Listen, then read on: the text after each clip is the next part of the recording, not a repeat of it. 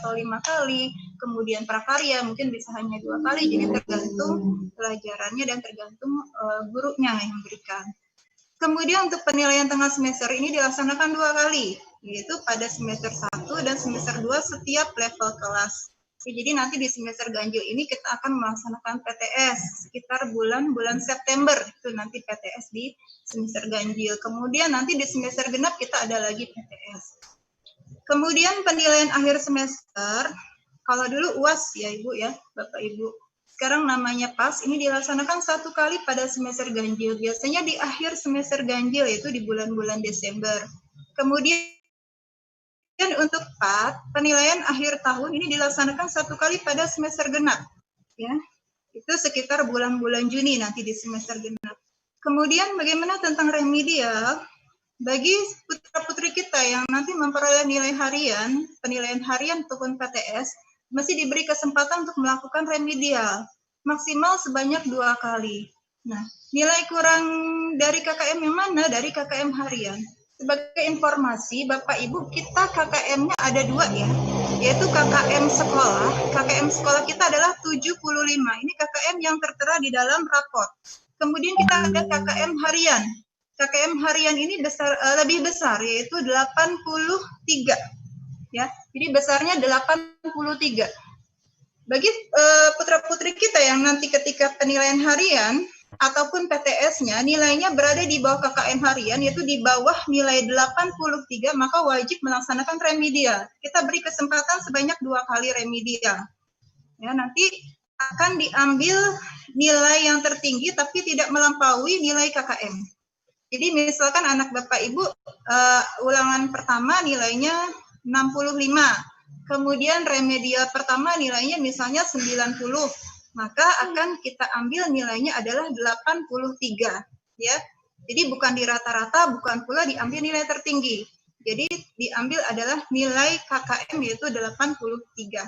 Jadi untuk remedial tidak boleh melebihi nilai KKM. Dan dibatasi pada kegiatan penilaian harian dan PTS. Nah, untuk PAS bagaimana? Dan PAS dan PAT kita tidak adakan remedial. Ya, jadi murni nilainya segitu ya segitu.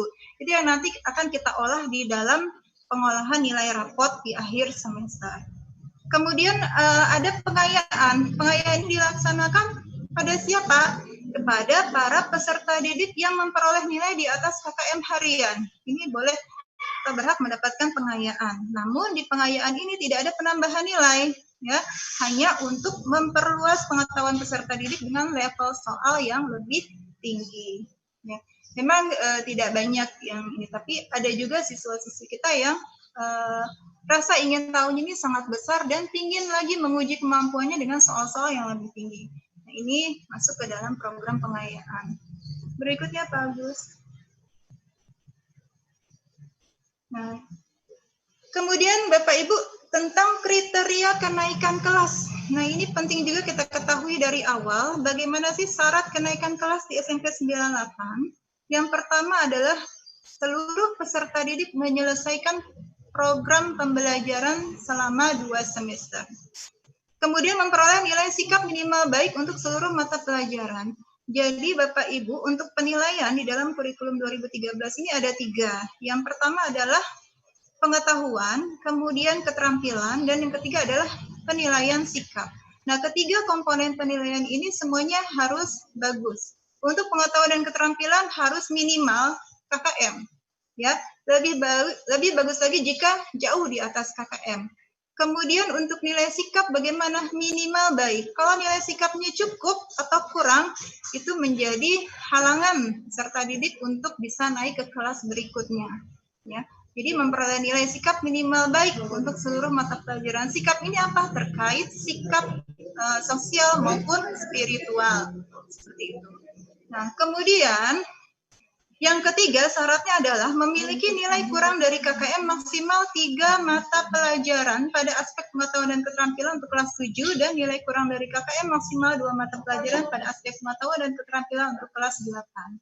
Jadi Bapak Ibu yang anaknya sekarang ada di kelas 7, syarat untuk bisa naik ke kelas 8 itu maksimal 3 mata pelajaran yang di bawah KKM.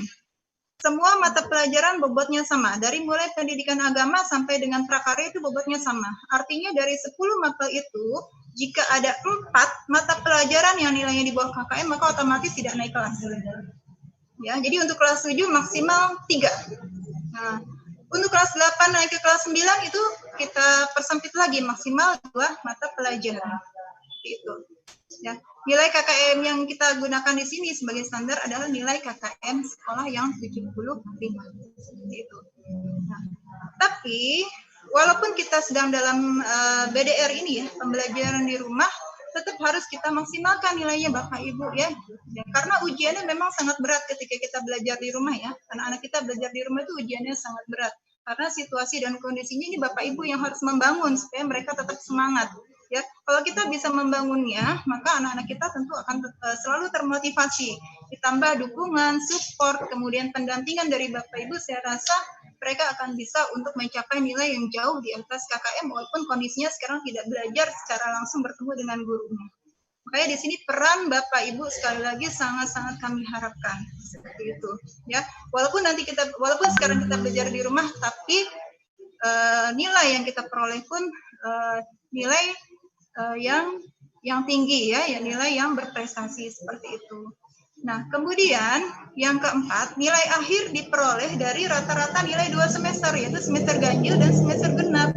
Ini maksudnya adalah, jadi nanti nilai semester ganjil ditambah dengan nilai semester genap, itu nanti di rata-rata. Ya, kalau hasil rata-ratanya itu di atas KKM berarti dia lulus.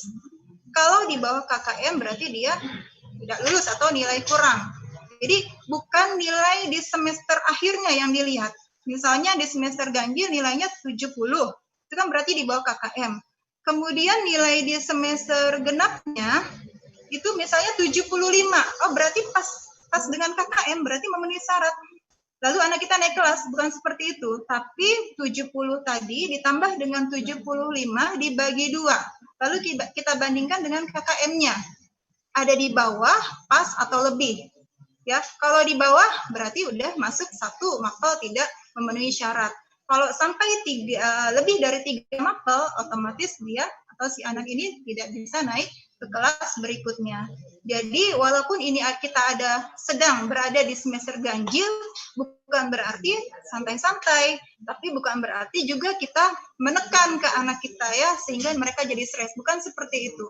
Tapi kita ajak bicara dari hati ke hati bagaimana supaya motivasi belajar itu terbangun. Ya, jadi bukan membuat anak stres, tapi membuat anak termotivasi, itu yang penting, Bapak Ibu ya. Jadi walaupun kita nggak pernah ketemu gurunya, walaupun kita hanya melalui video pembelajaran, hanya melalui Zoom meeting, tapi kita bayangkan seolah-olah kita sedang berhadapan dan sedang berada di dalam kelas ya, dan sedang berada dalam kelas seperti di sekolah, seperti itu ya. Kemudian untuk kehadiran tadi minimal 90% dari dihitung dari semester ganjil maupun semester genap ya. Berikutnya Pak Agus. Ya, saya rasa ini saja paparan dari saya. Kalau ada yang kurang jelas nanti Bapak Ibu bisa tanyakan langsung atau melalui chat. Jika memang waktunya masih ada akan kami jawab, tapi kalaupun tidak kita jawab pada kesempatan berikutnya. Baik Bapak Ibu, terima kasih atas perhatiannya. Kurang lebihnya saya mohon maaf. Wabillahi taufiq wal hidayah. Assalamualaikum warahmatullahi wabarakatuh. Ya, terima kasih Bu Lestari yang sudah menyampaikan paparannya mengenai kegiatan sekolah. Ya, mudah-mudahan bisa memberikan gambaran kepada Bapak Ibu sekalian. Memang kalau tadi dilihat agak panjang ya Bapak Ibu, agak banyak juga apa yang harus dipersiapkan dan juga apa yang harus dilakukan oleh siswa-siswi kita. Ya sebenarnya ketika di SD mungkin agak mirip-mirip dikit. Misalnya KKM-nya kalau mau naik kelas harus lebih dari 3. Kalau lebih dari 3 di bawah KKM maka tidak naik kelas gitu ya. Kemudian untuk kehadiran memang penting nih Bapak Ibu. Kenapa sih kehadiran kita harus 90%? Karena kalau kehadiran ini anak-anak kadang-kadang abai, apalagi sedang PJJ seperti ini, maka kita butuh dukungan Bapak Ibu sekalian, motivasi, bangunin pagi-pagi, kalau bisa sediain makanan, sarapan, cemilan, dan sebagainya. Nah, karena memang penting semua, kita berharap tadi sampaikan oleh Bu Lestari, Bapak Ibu mendukung kegiatan sekolah. Jadi kalau ibaratnya kalau kita nih kalau mau tos nih Bapak Ibu, kalau tos itu kan saya tos dari sekolah misalnya, Ibu tos juga.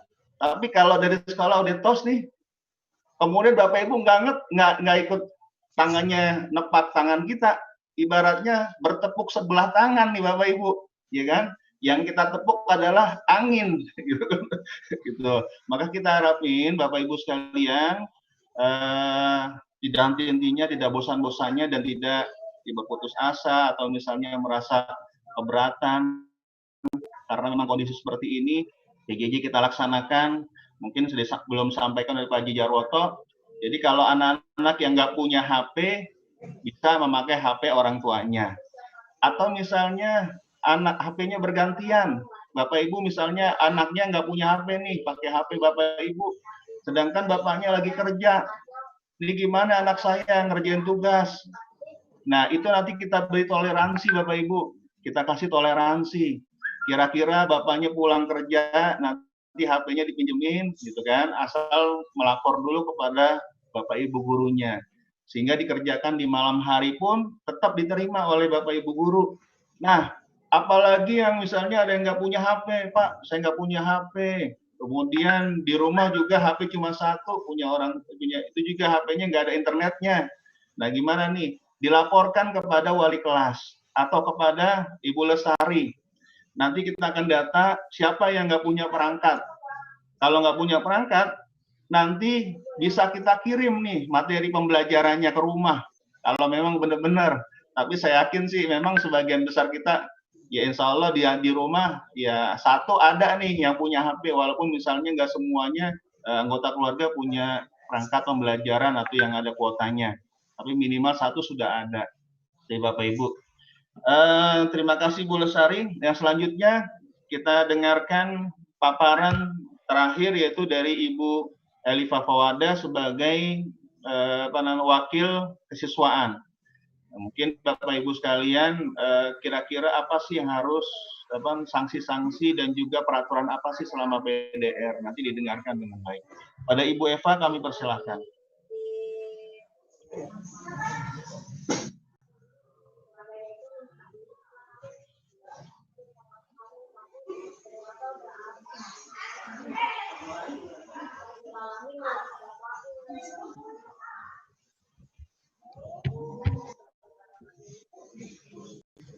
Bu Eva.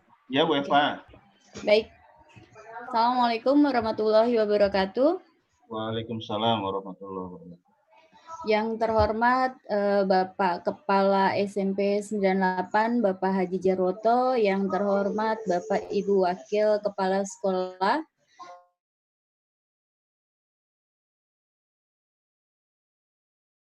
dan yang sangat-sangat saya hormati adalah Bapak Ibu orang tua siswa kelas 7. Alhamdulillah, puji syukur kehadirat Allah Subhanahu wa Ta'ala.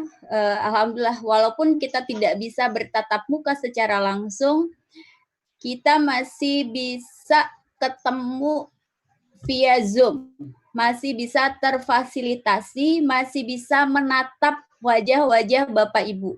Sebenarnya saya juga bingung, ini wajahnya siapa, ini orang tuanya siapa, anaknya aja saya bingung mukanya kayak apa gitu. Dan ini orang tuanya siapa. Tadi pagi alhamdulillah ada kegiatan MQ, manajemen kolbu. Saya bisa melihat beberapa siswa dan sudah saya foto. Mungkin nanti ada catatan-catatan khusus untuk saya share di kegiatan rapat ini hasil pantauan tadi kegiatan MQ. Baik Pak Agus, minta tolong di-share slide-nya.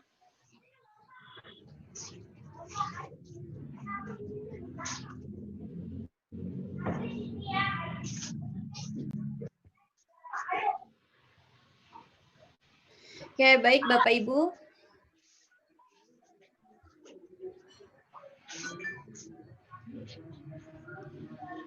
Ya.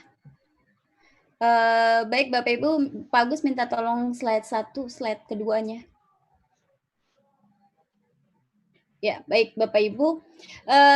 Saya akan tadi Bu Lestari sudah memaparkan masalah kegiatan kurikulum dengan sangat jelas, sangat gamblang, Saya mungkin tidak akan sepanjang Bu Lestari. Saya mencoba untuk membenahi tata tertib kita, tata tertib selama kegiatan belajar dari rumah. Yang pertama adalah tata tertib secara umum. Mohon Bapak Ibu, persiapan 6.30 sampai pukul 7 itu anak-anak sudah siap. Karena kegiatan pembelajaran kita jam 7 itu sudah mulai ada kegiatan pembiasaan pagi. Jam 7 itu hari Senin ada pertemuan dengan walas, kemudian ada pembacaan tadarus, kemudian ada literasi sendiri-sendiri, kemudian ada BK, kemudian ada beberapa kegiatan lain. Seperti hari ini ada kegiatan MQ. Kemudian saya mohon Bapak Ibu untuk mempersiapkan anak-anaknya. Karena wali kelas 7 jam 6.30 itu sudah siap di depan laptop, di depan handphone masing-masing. Jadi sudah memantau kehadiran siswa-siswinya. Jadi mohon Bapak Ibu orang tua kerjasamanya. Jangan sampai saya dapat laporan dari beberapa wali kelas, ada beberapa siswa yang masih tidur. Mereka bangunnya jam 8, jam 9. Ketika ditanya oleh wali kelasnya, kenapa enggak dari pagi? Alasannya adalah masih tidur. Semalam saya bangun tidurnya kemalaman, Bu. Jadi mohon Bapak Ibu pantauannya di rumah. Jangan dibiarkan anak-anaknya main terlalu malam. Tidak keluar rumah, Bu. Ya, boleh, nggak apa-apa. Yang penting jangan tidur terlalu malam. Kemudian yang kedua, menggunakan seragam sekolah, Bapak Ibu. Mohon seragam sekolahnya, kalau masih ada yang SD, silakan pakai yang SD. Tapi kalau misalnya sudah punya seragam SMP-nya, silakan digunakan seragam sekolahnya. Kemudian untuk siswa putra, saya lihat hari ini rambut masih banyak yang panjang. Belajar di rumah bukan berarti rambut boleh panjang, tidak. Tetap peraturannya adalah belajar di rumah tetap seperti rasanya di sekolah. Peraturan tetap harus dipakai, digunakan, dan diterapkan. Jadi mohon Bapak Ibu orang tua siswa, bagi putranya yang rambutnya masih panjang, dibawa ke tukang cukur. Insya Allah, kalau misalnya nyari tukang cukurnya yang agak bersih, insya Allah aman. Kalau tidak, potong sendiri, nggak masalah. Yang penting tidak aut-autan, rambutnya panjang. Bu, kalau misalnya rambutnya dikasih pomade kan nggak kelihatan, nggak boleh. Jadi mohon Bapak Ibu, tolong rambut putranya dipotong bagi yang masih panjang. Tidak juga potongnya itu hanya potong kanan kiri cepat, atas tinggi kayak Bart Simpson. Mohon Bapak Ibu diseimbangkan potongan rambutnya. Ya, jadi kalau misalnya kanan kiri cepat, atas juga ya ikutin aja lah. Jangan pakai kanan kiri cepat, atas tinggi kayak Bart Simpson. Ya, jadi Bapak Ibu mohon pantauannya untuk putranya. Kemudian yang selanjutnya membuat catatan dan tugas setiap mata pelajaran seperti yang tadi Bapak Jarwoto ingatkan. Jangan sampai Bu, datanya sudah ada di komputer semua, sudah ada di handphone. Jadi nggak perlu buat catatan. Mohon Bapak Ibu, kalau misalnya anak-anak membuat catatan, itu ada beberapa indera yang kita gunakan. Ada mata yang kita gunakan, kemudian ada daya ingat yang lebih terpakai, lebih bisa mengingat masalah materi-materi dibandingkan hanya menonton.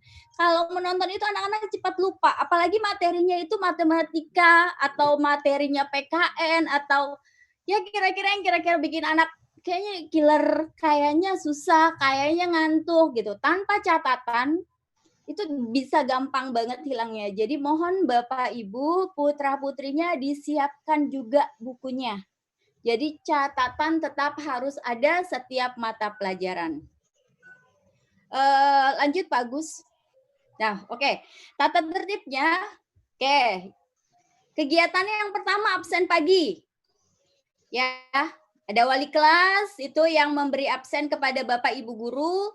Banyak yang lupa absen pagi. Kegiatan ada, absennya nggak ada. Dikhawatirkan anaknya dianggap tidak hadir.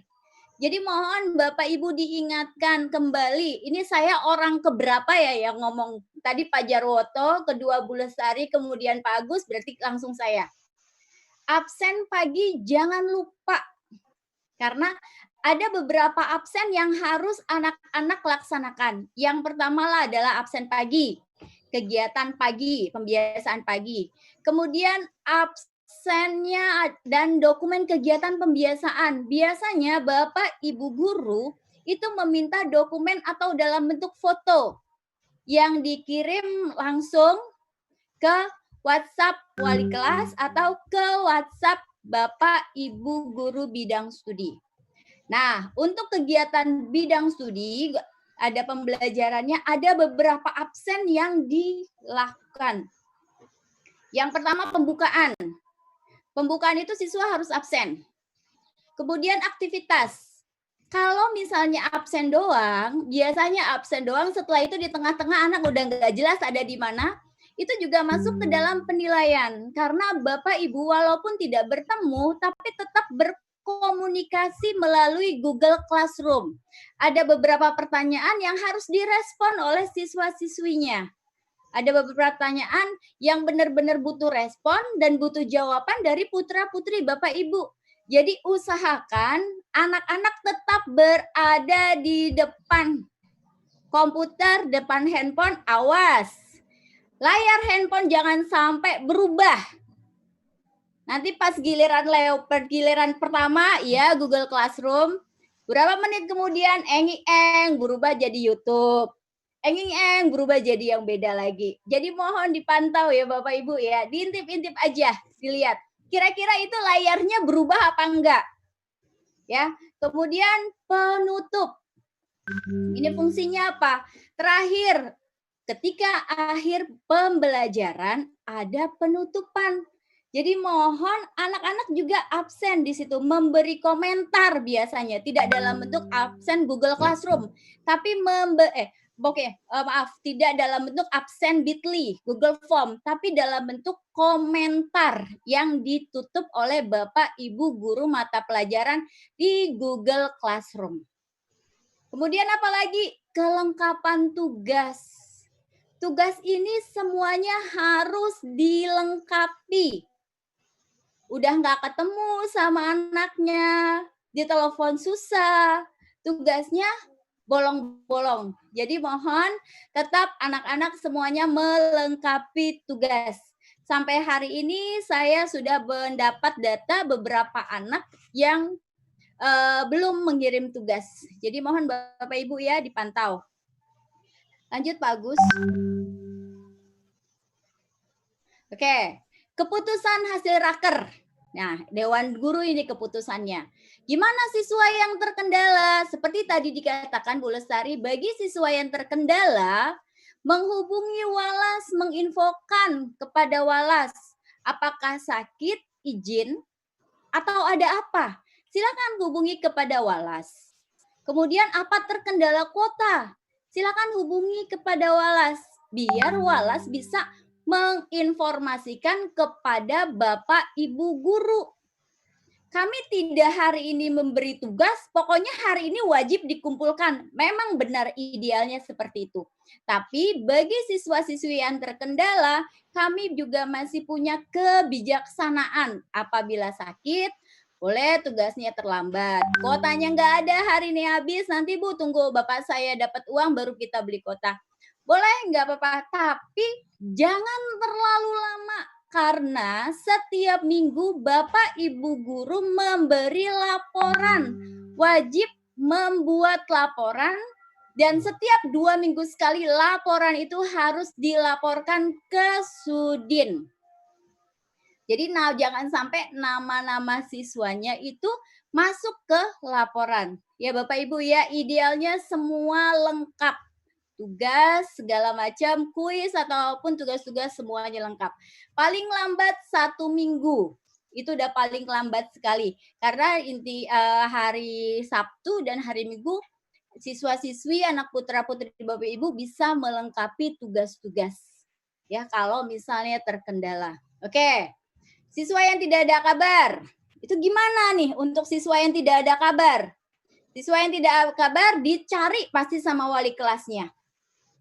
Itu laporan dari mana? Dari guru bidang studi. Ini nggak ada nih hari ini. Misal, Bu Eva nggak ada hari ini. Kemana Bu Eva? Kemana saya? Saya kemana? Nggak ada. Walas pasti mencari. Siapa yang ditelepon? Grup kelas. Grup kelas bilang tidak tahu siapa yang ditelepon. Orang tua. Orang tua nggak bisa dihubungi, pasti di WhatsApp. Pasti dicari anak itu. Hari itu kemana? Kenapa nggak absen, nggak ngikutin kegiatan belajar dari rumah. Setelah teguran walas, nah ini ada panggilan orang tua dan siswa ke sekolah. Kemarin kami sudah memanggil sekitar 7 orang, 8 orang siswa ke sekolah. Kenapa orang tuanya sulit dihubungi? Anaknya tugasnya bolong-bolong, kemudian tidak jelas kondisinya bagaimana. Ketika ditelepon anaknya tidak memberi kabar, ketika ditelepon anaknya tidak merespon, orang tua tidak memberi kabar, semuanya pokoknya blank. Itu akan kami panggil ke sekolah. Ya, tujuannya apa? Konfirmasi Bapak Ibu. Kami butuh konfirmasi kenapa putra-putri Bapak Ibu tidak mengikuti kegiatan belajar dari rumah. Seperti tadi yang dikatakan oleh Pak Agus bahwa tanggung jawab belajar di rumah, pemantauan itu ada di orang tua. Sekarang ini fungsinya sekolah apa? Partner Bapak Ibu. Kami partner kerja Bapak Ibu. Ada juga ya, 190. Oke. Kemudian, nah di sini setelah pemanggilan orang tua ke sekolah dan siswa, ini nggak dipanggil nggak cuma orang tuanya aja ya Bapak ya Ibu, dua-duanya sama siswanya, biar siswanya juga tahu kondisinya seperti apa. Ada, Pak Budi ada. Pak Agus, mohon maaf suaranya Pak Jarwoto keluar.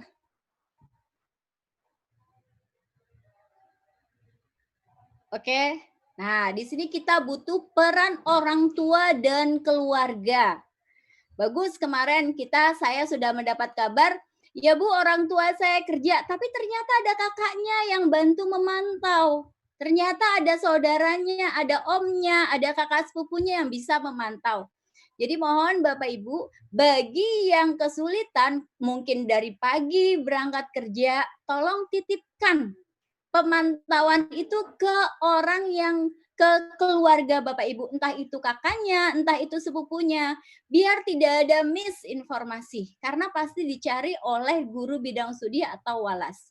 Setelah dipantau, setelah dipanggil ke sekolah, harapannya adalah siswa kembali aktif mengikuti belajar di rumah dan tidak terkendala. Ya, Bapak Ibu, kalau misalnya tadi saya dikatakan bahwa kalau terkendala nggak masalah, kuotanya nanti nggak masalah. Tapi tugas boleh terlambat? Boleh, tapi bukan disengajain terlambat. Dibedakan. Terkendala, sakit, atau bermasalah dengan kuota, itu beda dengan terkendala motivasi siswa. Kalau terkendala sakit atau kuota, anak-anak pasti tetap berusaha untuk mengumpulkan tugas. Rasa tanggung jawabnya itu pasti ada. Tapi kalau motivasi rendah, fasilitas setinggi apapun tetap telat aja. Nah, nanti itu akan ketemu. Sebenarnya kalau siswa terkendala, masalahnya apa? Apakah motivasi? Apakah memang sakit atau izin? Ataukah tidak ada kuota? Atau memang rendahnya motivasi putra-putri Bapak Ibu? Dan rendahnya motivasi ini yang benar-benar harus kita bangun, kita tingkatkan. Kasihan anak-anaknya nanti akan tertinggal, apalagi kita nggak ketemu. Ya, ya selanjutnya. Ya, baik Bapak Ibu, saya rasa itu aja dari saya. Apabila ada yang mau bertanya, kita buka sesi pertanyaan. Saya rasa itu aja. Assalamualaikum warahmatullahi wabarakatuh. Waalaikumsalam. Ya, terima kasih Ibu Eva yang sudah menyampaikan paparannya mengenai kegiatan sekolah. Salah satunya adalah tentang tata tertib PJJ atau BDR, dan juga apa yang harus dipersiapkan pada orang tua. Kemudian apa saja yang harus dilakukan oleh siswa selama PJJ atau BDR ini mengenai kehadiran maupun tugas-tugas yang tadi disampaikan. Tugas-tugas dari guru memang kita banyak toleransi atau kebijaksanaan, tapi bukan berarti anak-anak itu untuk tugas-tugas dan juga apa yang disampaikan oleh Bapak Ibu guru tidak mengerjakan, karena memang guru pun harus membuat laporan. Jadi kalau anak mengerjakan tugas, guru pertama membuat bahan pembelajaran. Kemudian yang paling penting adalah membuat laporan, absensi, kemudian nilai dan sebagainya. Baiklah Bapak Ibu sekalian,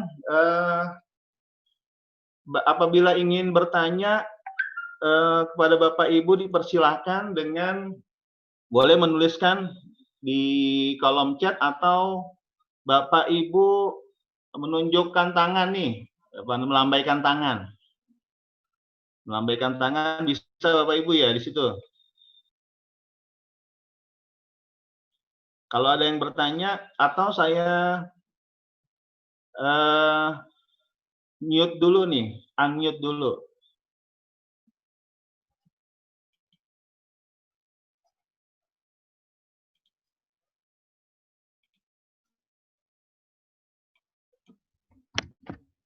Ya silakan Bapak Ibu. Ya ingin bertanya untuk raise hand dulu atau menuliskan di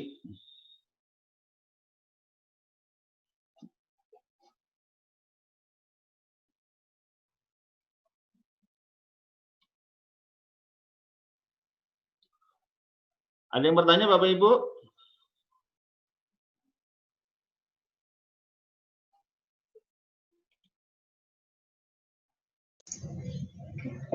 Pak Agus? Ya. Ya, mungkin sambil menunggu pertanyaan dari Bapak Ibu, tadi di chat ada yang menanyakan tentang remedial. Mungkin saya jawab dulu ya, sambil menunggu yang lain.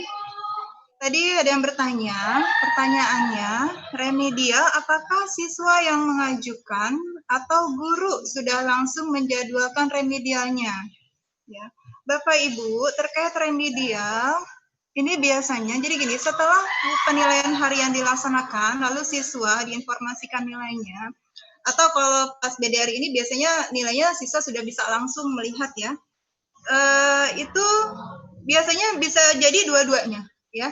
Bisa jadi yang pertama dari guru. Guru akan menginformasikan kapan pelaksanaan remedial itu dilaksanakan, ya.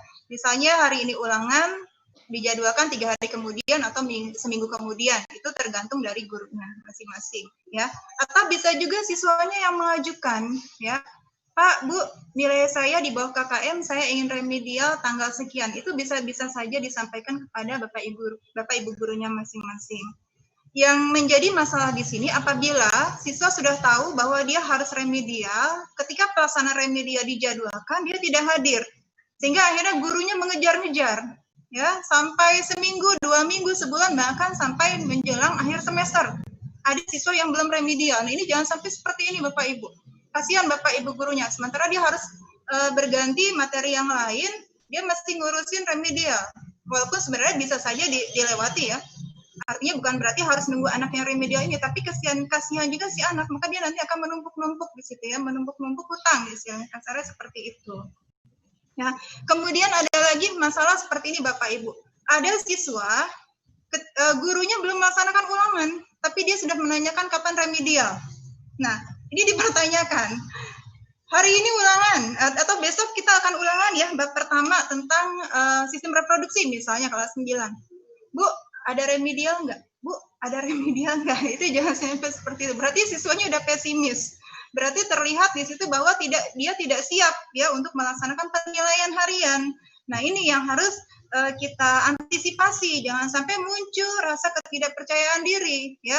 Merasa dirinya tidak siap, tidak mampu, ini pasti karena dia belum belajar ya. Jadi belum ulangan sudah menanyakan kapan jadwal remedial. Nah, jadi ada 2 kasus itu yang kadang-kadang sering terjadi seputar remedial. Jadi siswa harus remedial tapi mengulur-ngulur waktu, ya. Yang kedua, belum ulangan sudah menanyakan remedial. Nah, ini yang seharusnya tidak boleh sampai terjadi seperti ini, ya. Begitu Bapak Ibu ya, khususnya untuk yang bertanya tadi mengenai remedial. Kemudian yang kedua untuk link tugas, ini ada pertanyaan atau pernyataan ya. Link tugas kalau bisa satu saja. Sudah dikirim belum masuk, jadi suka kirim berkali-kali. Setahu saya untuk link tugas biasanya hanya satu ya, bagus ya. Tidak ada link yang berbeda gitu. Artinya dari link yang pertama sudah di-share ke anak-anak. Jadi untuk tugas A misalnya ya linknya hanya A. Tidak ada link A, tidak ada link B, tidak ada link C dan seterusnya ya. Kalaupun di situ terjadi gagal terkirim mungkin ini terkait masalah jaringan atau handphone ya dan lain sebagainya. Bukan dari linknya yang beberapa macam ya. Jadi tidak seperti itu Bapak Ibu. Tinggal dikomunikasikan saja. Kalau di kelas 9 memang mereka sudah bisa langsung komunikasi dengan gurunya. Jadi ketika ada kendala, mereka langsung japri gurunya. Mereka langsung sampaikan. Mereka pun langsung sampaikan. Tapi untuk kelas 7 memang mungkin masih agak malu, masih agak takut. Nah ini Bapak Ibu bisa dibantu untuk mengkomunikasikannya dengan guru yang bersangkutan. Demikian ya Bapak Ibu. Terima kasih. Ya, terima kasih Bu Lestari mengenai tadi remedial dan juga link tugas gitu ya. Kemudian Bapak Ibu silakan apabila ingin bertanya. Pak Gus tambahan. Iya, Bu. Pak Gus, mohon maaf tambahan. Masalah link, di sini ada pernyataan kadang kalau sudah dikirim suka belum masuk. Jadi suka terkirim berkali-kali. Jadi gini, benar kata Bu Lestari, itu permasalahan mungkin dengan internet jaringan atau dengan kuota atau linknya biasanya dalam bentuk foto gitu ya. Foto dimasukkan ke dalam link, sudah ada di link. Tapi ternyata putra-putri Bapak Ibu itu lupa untuk menyerahkan. Di situ ada klik di bawah sebelah kanan itu menyerahkan atau tune in. Itu yang tidak diklik oleh putra-putri Bapak Ibu. Jawabannya sudah dibikin hanya tidak diserahkan. Itu kalau belum menyerahkan tidak akan masuk akan terkirim ke Bapak Ibu gurunya. Saya rasa itu aja tambahan dari saya. Oke. Interupsi Pak Gus. Ya, silakan Pak. Silakan Ya. Pak. Assalamualaikum, selamat siang.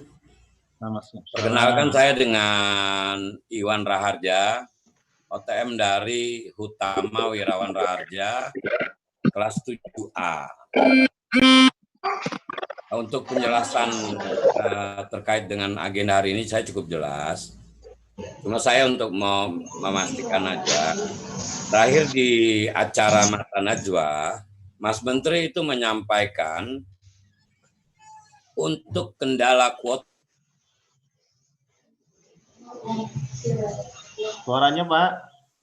Menggunakan dana bos. Halo? Iya Pak. Ya, halo. Pak. Ya, saya lihat di Mata Najwa, Mas Menteri Nadiem Makarim sempat menyampaikan untuk kendala kuota terhadap anak-anak dari mulai SD, SMP, SMA, sampai mahasiswa, itu dibantu sama pemerintah. Kalau untuk SMP, SMA, SD, SMP, SMA itu menggunakan dana BOS. Pertanyaan saya, apa ini diberlakukan di SMP 98, Pak Agus? Terima kasih, ya, Pak. Ya, terima kasih Pak Iwan. Kebetulan ini ada pertanyaan nih. Memang ini sedang kita pikirkan. Nah, saya serahkan aja kepada Bapak Haji Jarwoto. Ya, kalau tahun kemarin memang kita pernah memberikan kuota kepada anak. Tapi untuk lebih jelasnya kepada Bapak Haji Jarwoto dipersilahkan. Untuk permasalahan kuota anak dari uang BOS, dari dana BOS. Ya, terima kasih Pak Agus, terima kasih Bapak Iwan Raharja. Mudah-mudahan pertanyaan Bapak Iwan sudah mewakili dari seluruh yang hadir atau seluruh orang tua yang ada di SMP 98. Bapak Ibu sekalian, memang benar. Sebagian ya, ini ada isu, tadi baru saya terima dari YouTube, bahwa 100% dana BOS untuk membantu kuota anak-anak, ya ntar sekolah nggak jalan. 100% instruksi dari Pak Menteri saya katakan itu hoax apa beneran. Kalau beneran saya juga, kalau memang itu perlu saya kasih semua, laporannya gampang, tinggal laporan kuota saja tuh 1 tahun gitu. Ya, Bapak betul Pak Iwan bahwa 98 pun juga menganggarkan bantuan untuk anak-anak yang memang tidak mampu ya diberikan kuota. Nah, ini juga menjadi dilema buat sekolah. Kategori tidak mampu ini harus betul-betul kita tetapkan benar-benar dia tidak mampu gitu. Karena dana BOS ini juga bukan hanya untuk kuota saja gitu. Nah, pada semester yang lalu ya, waktu kita mengadakan ulangan 4 daring yang kelas 7 sekarang udah kelas 9, kelas 8 atau kelas 8 kelas 9, memang dengan sangat terpaksa waktu itu malah belum ada instruksi untuk membantu pulsa. Kami sudah melaksanakan itu, ada dari teman-teman, dari ada sekitar 10 anak yang kita bantu pulsanya. Lantas ada informasi boleh menggunakan dana BOS. Akhirnya dana BOS itu pun kan untuk anggaran tahun 2020-2021. Kita anggarkan untuk sekitar 5 anak per kelas. Jadi kalau ada 18 kelas, berarti sekitar 90 sampai 100 anak kita anggarkan. Nah, ini perlu yang betul-betul gitu. Harapan saya, seperti kemarin 9 anak ini benar-benar yang mereka ini orang tuanya sudah tidak bisa mampu beli kuota betulan. Nah, ini yang tujuannya agar dana yang diberikan oleh pemerintah ini benar-benar bermanfaat gitu. Terus kapan itu dicairkan? Nah, dicairkan karena ini anggaran tahun 2020-2021, ya kita tunggu dari awal Januari. Ketika anggaran sudah keluar, kita cairkan. Bagaimana Pak untuk anggaran 2019-2020? Saya tetap mencanangkan, kalau tidak salah ada sekitar 50 orang nanti kita canangkan, tetapi menggunakan dana pergeseran namanya Bapak Ibu. Dana pergeseran itu nanti atau dana silva. Dana silva itu keluarnya di triwulan keempat. Ya, jadi belum bisa juga dicairkan. Begitu nanti sudah cair, anaknya ada, cair kapanpun tetap akan kita salurkan. Jadi tetap 98 menganggarkan dari dana BOS itu untuk membantu kuota anak-anak atau membantu kuota belajar anak-anak yang benar-benar membutuhkan. Intinya seperti itu. Nah, kapan cairnya? Nah, itu tadi. Karena ini anggaran masuknya di tahun 2020-2021, ya mau nggak mau mulai dari TW pertama, yaitu dari Januari, Februari, Maret. Gitu. Selanjutnya, nah ini dianggarkan hanya baru 6 bulan Bapak Ibu, anggaran 6 bulan ke depan.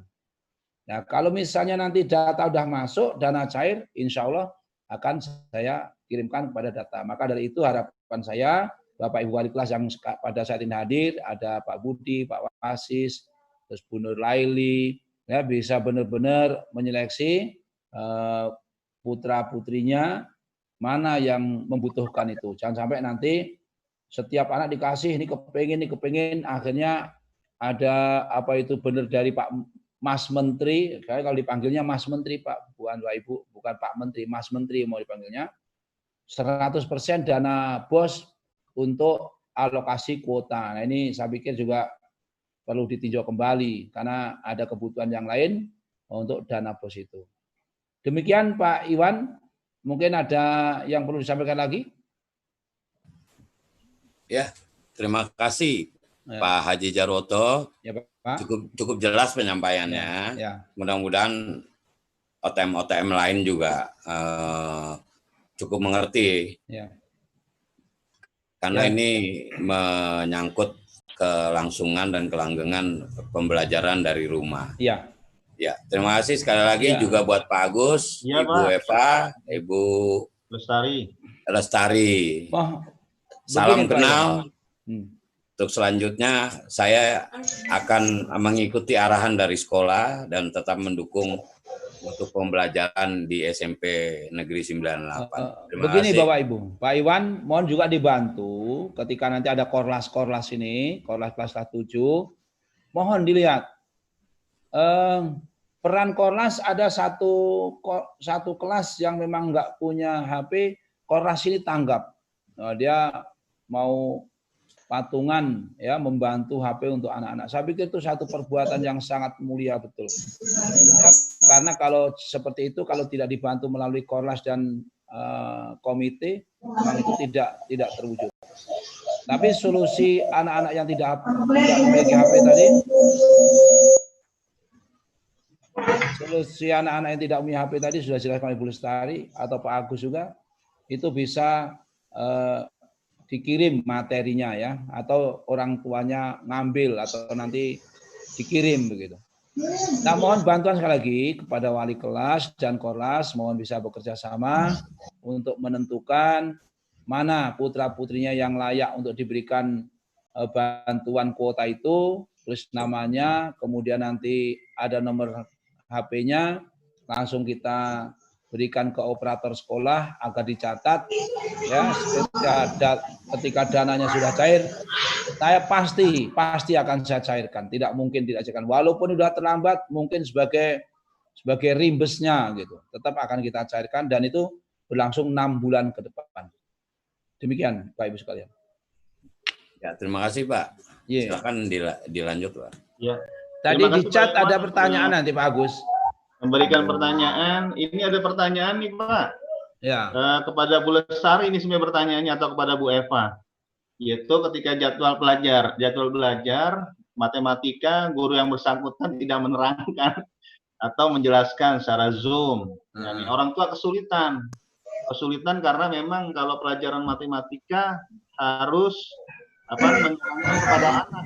Apalagi pelajaran SMP mungkin tingkatannya udah agak tinggi ya. Untuk orang tua tidak semuanya bisa menjelaskan pada anak.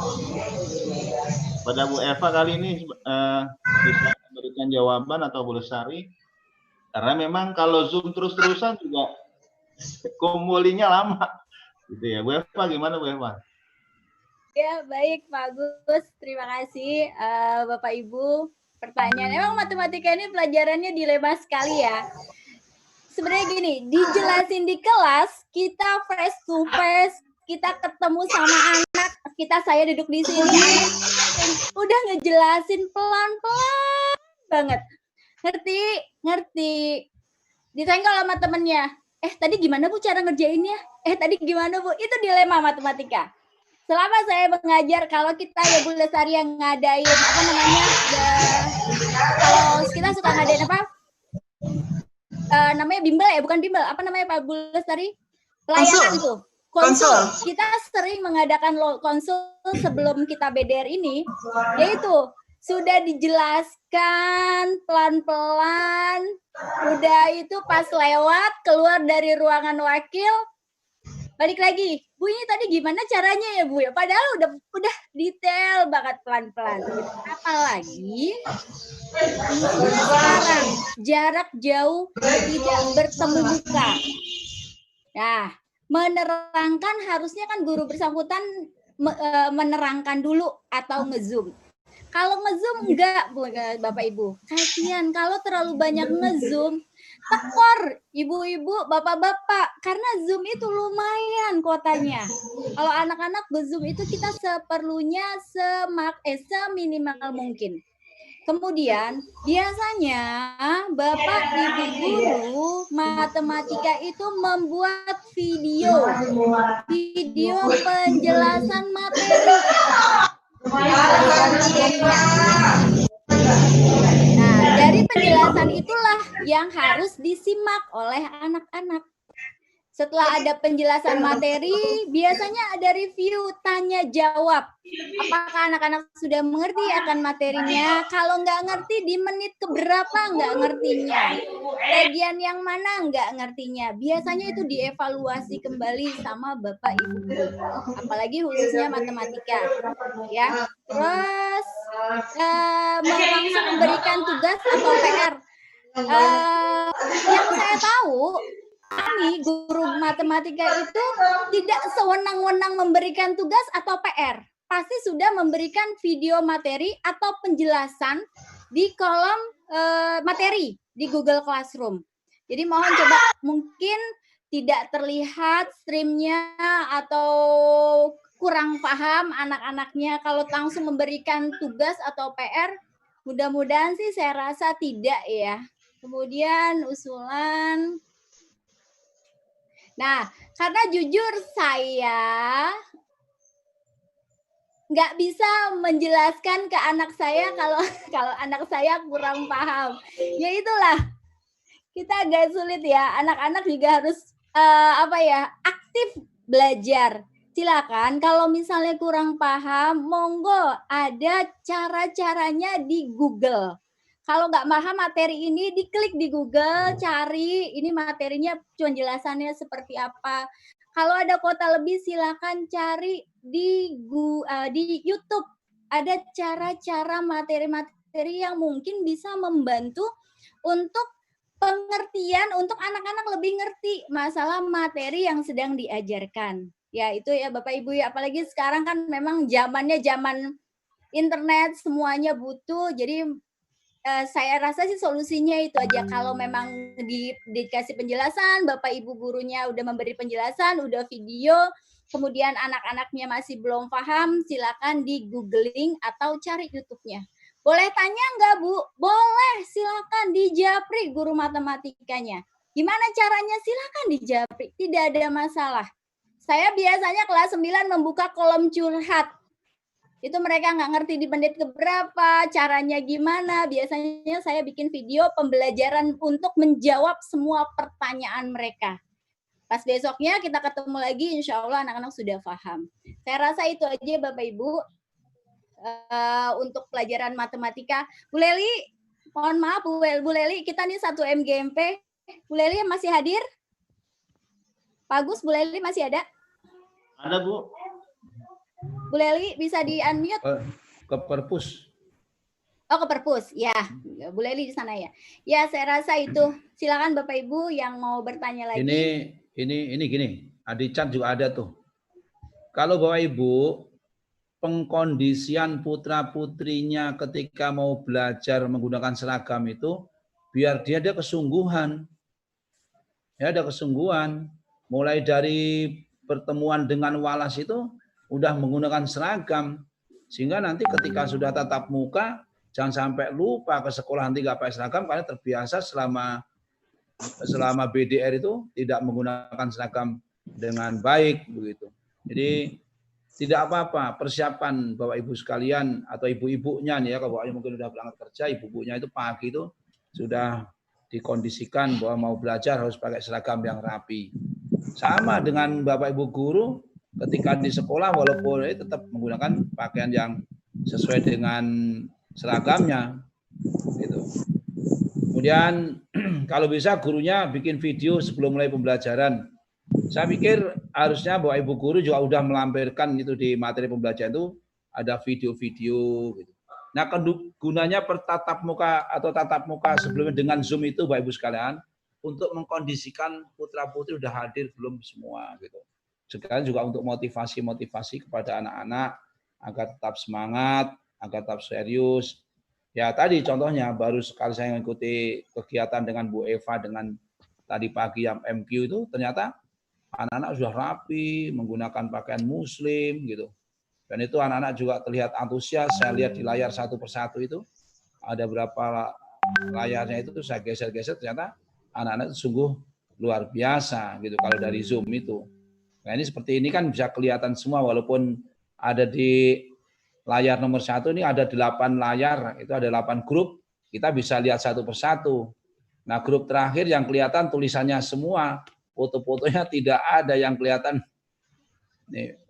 Jadi seperti itu Bapak Ibu sekalian. Yuk kita kondisikan anak kita walaupun dalam kondisi belajar di rumah, tetap kita kondisikan seperti belajar di rumah menggunakan seragam yang baik, ya. Dia belajar dengan tekun karena dengan membantu seperti itu berarti kita telah menyiapkan generasi ke depan, generasi yang cerdas, generasi yang disiplin, dan mudah-mudahan itu nanti bisa memperbaiki negara kita di eranya di saat negara kita sedang seperti ini. Tambahannya itu aja Bapak Ibu sekalian. Mungkin masih ada waktu Pak Agus? Ya Pak, satu pertanyaan lagi kali Pak. Agus, Ya. menjawab chatnya ini terkait dengan nilai. Silakan Bu. Iya, jadi ada pertanyaan, apakah KKM 75 ini untuk nilai Oh iya ulangan? tadi ya benar. Iya. Benar tadi ada. Ya, tadi saya sudah sampaikan bahwa di sekolah kita ada 2 KKM ya Bapak Ibu ya. Ada KKM sekolah atau KKM raport, itu besarnya adalah 75. Yang kedua ada KKM harian besarnya 83. Nah, yang dijadikan patokan untuk penilaian harian atau penilaian tengah semester ini adalah KKM harian. Ya, KKM harian yaitu 83. Jadi nanti ketika ulangan anak Bapak Ibu nilainya di bawah 83 berarti wajib remedial. Nah, ternyata adanya KKM seperti ini sangat membantu ya. Terutama kemarin pada saat kelulusan anak kelas 9 yang tahun ini kita tidak ada UN menggunakan nilai rapor, ternyata dengan adanya KKM harian 83 ini sangat membantu mereka masuk ke sekolah berikutnya, terutama untuk jalur prestasi akademik. Seperti itu Bapak Ibu. Jadi nanti kalau untuk kenaikan kelas yang kita lihat adalah KKM 75. Jadi kalau 3 mapel di bawah KKM 75, lebih dari 3 mapel di bawah KKM 75 itu tidak naik kelas. Artinya kalau sampai 3 mapel lebih dari 3 mapel berarti tidak naik kelas di bawah 75. Tapi untuk harian kita gunakan KKM 83. Jadi kalau nanti ulangan atau PTS nilainya di bawah 83 maka wajib remedial walaupun secara KKM sekolah dia sudah tuntas. Tapi kita mengejar lebih tinggi lagi nilainya ya supaya hasilnya nanti lebih bagus. Karena nanti di kelulusan kan nilai dari semester 1 sampai semester 5 ini diperhitungkan ya untuk kelulusan. Jadi akan lebih aman jika anak kita sudah berada di atas level KKM harian seperti itu Bapak Ibu ya. Kemudian ada yang bertanya nilai anak bisa dilihat di mana? Bapak Ibu nanti mungkin yang belum pernah mendampingi anaknya berdekatan dengan anak ini bagi yang belum bisa dilihat di Google Classroom-nya. Di aplikasi Google Classroom itu nanti setelah anak mengirimkan tugas, itu kan nanti akan dikoreksi oleh Bapak Ibu guru, nanti akan dikasih nilai di situ dan akan dikembalikan lagi ke anak. Nah, di situ anak bisa melihat berapa nilainya. Atau misalnya kalau dia Bapak Ibu guru mengadakan kuis menggunakan Google Formulir, menggunakan Google Form, itu biasanya nilainya langsung muncul ketika anak sudah selesai menjawab soal. Sudah mengirimkan jawaban, klik kirim, lalu nanti biasanya nilainya akan muncul. Nah, di situ Bapak Ibu bisa lihat nilai anak-anak Bapak Ibu semuanya. Kemudian apakah ada jadwal Zoom? Kita seperti tadi yang sudah dijelaskan oleh Ibu Eva, ya. Kita ada Zoom. Setiap mapel itu ada Zoom. Tapi kembali lagi diserahkan kepada gurunya. Artinya begini, kita tidak membuat jadwal yang baku, tapi fleksibel. Kapan kita butuh Zoom, kita laksanakan. Tapi bukan berarti juga tidak sama sekali. Kita jadwalkan misalnya setiap walaupun tidak setiap pertemuan ada Zoom, tapi nanti di pertemuan berikutnya usahakan ada Zoom. Seperti itu. Nah, Zoom ini fungsinya untuk apa? Tadi untuk motivasi. Yang kedua untuk menjawab, misalnya ada pertanyaan. Ketiga untuk menjelaskan materi dan lain sebagainya. Tapi seperti yang tadi dijelaskan oleh Bu Eva, kalau kita Zoom terus-terusan menerangkan materi itu memang sangat menyedot kuota. Nah, ini menjadi pertimbangan kami lagi, ya. Karena kemampuan kita kan tidak sama ya Bapak Ibu secara finansial. Takutnya ada yang berat, nah ini menjadi kendala. Makanya Zoom-nya kita atur sedemikian rupa. Jadi nanti kalau ada kendala seperti tadi yang dijelaskan oleh Bu Eva, silakan hubungi guru mata pelajaran yang masing-masing. Insya Allah kami akan melayani dengan sepenuh hati. Apapun itu, tapi beberapa masukan yang Bapak Ibu sampaikan dalam chat ini menjadi catatan bagi kami, ya. Terima kasih. Ini menjadi catatan buat kami, menjadi masukan kami untuk kedepannya kami bisa melayani Bapak Ibu dan putra-putrinya dengan lebih baik lagi. Demikian Pak Agus, itu saja. Terima kasih. Pak Agus. Ya, Pak Haji. Untuk data tadi bisa ditampilkan nggak? Bisa Pak Haji dulu. Ya, coba ditampilkan ya. Bapak Ibu sekalian, untungnya itu tadi yang disampaikan oleh Bu Lestari, bahwa KKM secara nasional itu 75 dan KKM kelas atau mapelnya itu ada 83. Ini untungnya seperti data di layar ini. Data ini dicatat sebelum adanya PPDB tahap akhir. Ya, tahap akhir itu tahap RW apa tuh? Bina RW. Bina RW ini belum masuk. Jadi dari 215 siswa itu yang sudah masuk di negeri 197, ya, yang di swasta 13, dan pada akhirnya dari 13 itu ada yang masuk di 109 dan di 38. Ada berapa anak yang masuk di situ. Nah, tes terakhir karena saya belum minta data dari Bapak Kasatlak, itu sekitar 94 sampai 95 itu anak-anak 98 masuk di SMA, SMK atau aliyah negeri. Dan itu sangat beruntung sekali Bapak Ibu sekalian, waktu itu memang tidak ada sekolah lain yang menyikapi seperti di 98. Maka dari itu di awal-awal anak-anak 98 orang tua ngeluh, ini gimana Pak, anak saya terlempar lagi di saat masih dengan seleksi usia karena masih muda-muda, terlempar begitu ada di jalur prestasi akademik, ya, dan jalur yang sebelum terakhir itu ternyata anak-anak 98 mau bersaing karena KKM, ya, kompetensi ketuntasan minimalnya mengikuti yang disampaikan oleh Bapak dan Ibu guru 83. Akhirnya rata-rata anak-anak itu berkisar nilainya itu minimal bang sekali 83. Nah, maka dari itu tadi yang disampaikan Ibu Lestari bahwa 75, kalau anak 75 tetap dia harus remedial, harus mengulang. Ya, remedial itu diharapkan anaknya yang kepingin. Kalau anaknya yang kepingin, artinya anaknya itu benar-benar dia mau bagus. Kalau sampai dipanggil-panggil guru, berarti anak ini nggak perhatian. Wah, nilainya jelek, nggak mau ikut remedial, sampai gurunya minta-minta, manggil-manggil, orang tuanya dipanggil ke sekolah, bahwa putra-putrinya nilainya kurang, gimana mau remedial, belum remedial. Jadi diharapkan putra-putri sekalian itu remedial itu dari keinginan anak-anak semuanya, sehingga dia itu mengerti, oh nilai saya kurang, saya harus memperbaiki nilai saya nggak puas dengan nilai 75, saya harus dapat nilai 8, minimal 83, saya harus nilai 9. Ajarkan ada target Bapak Ibu, target itu harus maksimal, ya, harus maksimal. Nah, itu tadi data yang bisa saya tampilkan, mudah-mudahan memberikan support, memberikan semangat pada Bapak Ibu sekalian. Direncanakan dari sekarang, ya. Bahkan kami merencanakan gini Bapak Ibu. Bapak Ibu kenal apa tahu ya sekolah Semanu? Tahu nggak Semanu? Jangan di ini berdua. Bapak Ibu kalau kenal Semanu atau sekarang dikenal itu SMA Husni Tamrin, betapa merindukan anak-anak 98 itu bisa masuk di situ Bapak Ibu. Dia KKM-nya itu minimal nilainya itu harus 85 dan pernah menjadi juara OSN atau lomba-lomba gitu. Karena kalau sekolah di situ semuanya udah dipenuhi dan anak mungkin sebagian tinggal di situ gitu. Nah, ini harapannya bisa masuk ke sana. Maka dari itu dengan dukungan dan sinergi kita bersama, mudah-mudahan anak-anak kita ini bisa berkembang lebih baik lagi. Demikian tambahannya Bapak Ibu sekalian. Masih ada waktu, Master? Udah kali Pak Haji. Ya. Sudah 2 jam nih kita nih. Ya. Dari jam 9 sampai jam 11. Ya, alhamdulillah Zoom-nya prabayar ya. Ini kalau Zoom yang nggak membayar 40 menit mati. Iya Pak Haji. Ini udah 2 jam, jadi kita aman gitu. Ya gini. Dari saya cukup sekian Bapak Ibu sekalian. Sekali lagi saya ucapkan terima kasih kehadiran Bapak Ibu sekalian. Mudah-mudahan kehadiran kita ini bisa membawakan dampak positif dan kemajuan SMP 98 ke depan.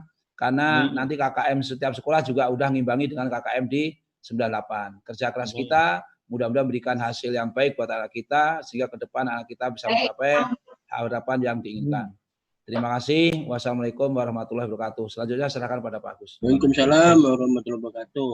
Ya, terima kasih Bapak Haji Jarwoto, Bu Lestari, Bu Eva, Wali Kelas, staf kurikulum, dan juga staf kesiswaan yang sudah hadir, dan juga Bapak Ibu sekalian yang sudah hadir, bersabar untuk mendengarkan penjelasan dari sekolah mengenai kegiatan pembelajaran bagi kelas 7 dan juga apa saja yang harus dipersiapkan, dan juga kita minta bantuan kepada orang tua, bahwa orang tua memegang peranan penting di dalam belajar di rumah atau PJJ ini, sehingga orang tua bukan cuma memberikan kuota, tapi juga mengawasi dan juga memotivasi. Nah, motivasi